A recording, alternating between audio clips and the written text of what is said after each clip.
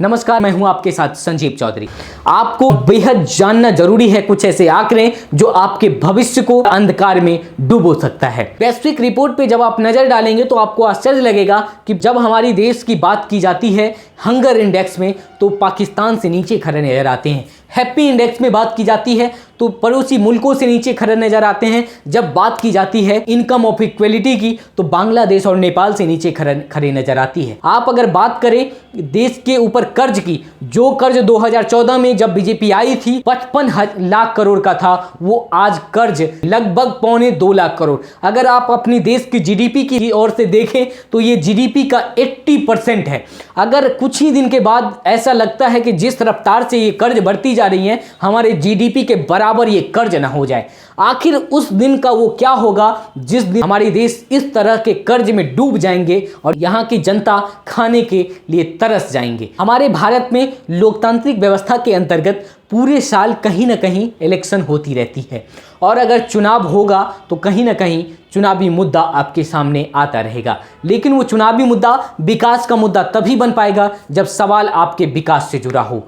तो जब आपके सामने कोई भी राजनीतिक दल वोट मांगने जाती है तो आप उनसे सवाल जरूर कीजिए। मैं ये नहीं कह रहा हूं कि किस राजनीतिक दल से सवाल कीजिए, चाहे राजनीतिक दल कोई भी हो, कोई भी दूध का धुला हुआ नहीं है। सवाल आपका होना चाहिए ताकि वो सभी राजनीतिक दल का मुद्दा विकास का मुद्दा हो। कोई भी राजनीतिक दल आपके दर पे अगर वोट मांगने के लिए आता है तो वो पल जो है सबसे अहम पल होता है, क्योंकि वो जब पार्टी अगर हारे या जीते आपसे दर्शन करने फिर 5 साल के बाद ही आएंगे। तो जरूरी है उस पल में आपका सवाल कैसा हो। राजनीतिक दल कोई भी हो, सवाल आपका बेहद मजबूत होनी चाहिए और बेहद कठोर होनी चाहिए, क्योंकि उसके बाद आप उस राजनीतिक दल को चोट सिर्फ और सिर्फ 5 साल के बाद ही दे सकते हैं।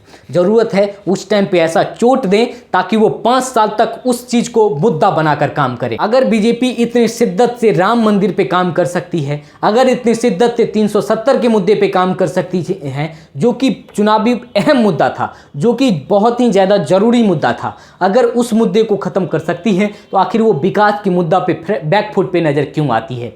अगर आप बात किसान की आय की करें तो वो आज भी उतना ही क्यों है। आज केवल और केवल किसान सम्मान निधि से किसी भी किसान पे कोई असर पड़ने वाला नहीं है। एक छोटी सी उनको इनकम जरूर दे गई है, लेकिन उस पर उनको इतने ज़्यादा कर्ज और इतने ज़्यादा महंगाई का बोझ है जो उनका वो इनकम कोई भी काम का नहीं रह जाता है। उनकी सिंचाई व्यवस्था को क्यों नहीं सुदृढ़ बनाया जाता है। उनके जो भी डीएपी और पोटास या कोई भी यूरिया जो उनकी खेती में ज़रूरत पड़ती है उस पे बात क्यों नहीं की जाती है। उसकी उपलब्धता सुनिश्चित क्यों नहीं करवाई जाती है। इस पे कभी बात करना जरूरी है ताकि किसान की आय बढ़े, ना कि हम मुफ्त की रेबरियों से उसकी जरूरी मुद्दों को भटका दें। अगर बीजेपी सरकार जब ये आपसे कहती है कि 80 करोड़ देशवासियों को मैं मुफ्त की अनाज दे रहा हूं इतने दिनों से, तो आप उनसे सवाल ये पूछे कि सर ये आखिर 80 करोड़ देशवासी ऐसे हैं जिनको क्या अनाज के लाले पड़े हुए? अगर अनाज के लाले पड़े हुए हैं तो आप कुछ ऐसा क्यों नहीं कर रहे हैं कि वो अनाज के लाले से मुक्त हो जाएं? कब तक आप मुफ्त की रबड़ियों से देश का खजाना खाली करते हुए नजर आएंगे? कब तक आप उनको ये प्रसाद देते हुए नजर आएंगे? ये सवाल आप जब सरकार से करेंगे तो फिर वो मुफ्त की रबड़ियाँ पे सवाल जरूर उठेंगे, नहीं तो ये मुफ्त की रबड़ियाँ बढ़ती रहेंगी और विकास की राजनीति बैकफुट पे नजर आती रहेंगी।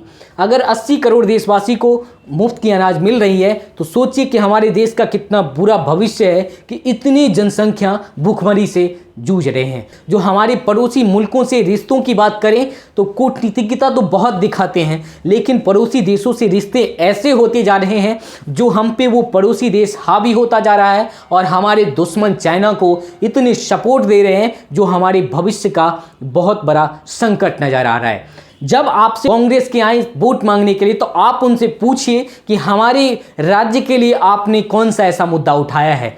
आप उनसे पूछिए कि हमारे राज्य में विकास के लिए आपने कौन सा मीटिंग किया है, हमारे राज्य की जनता के बीच आप कितना रहे हैं, हमारे मुद्दा को आपने कितना संसद पटल पे रखा है। चाहे वो मोदी जी की बात हो, चाहे वो राहुल गांधी की बात हो, केवल और केवल विजिट होंगी वो केवल चुनावी दौर में होंगी, चुनावी समय में होंगी। उसके बाद 5 साल ऐसे नींद आ जाते हैं जो शायद कुंभकर्ण को भी नहीं आया होगा।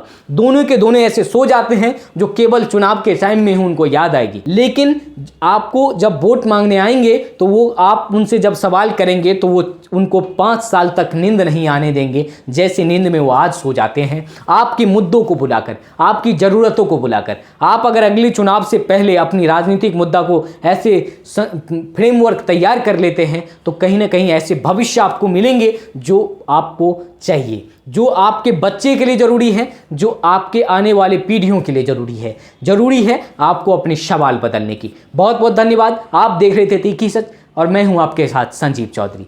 आप मुझे सपोर्ट करने के लिए इस चैनल को सब्सक्राइब जरूर करें और कमेंट करके अपनी जो भी इच्छा हो वो जरूर जताएं। धन्यवाद।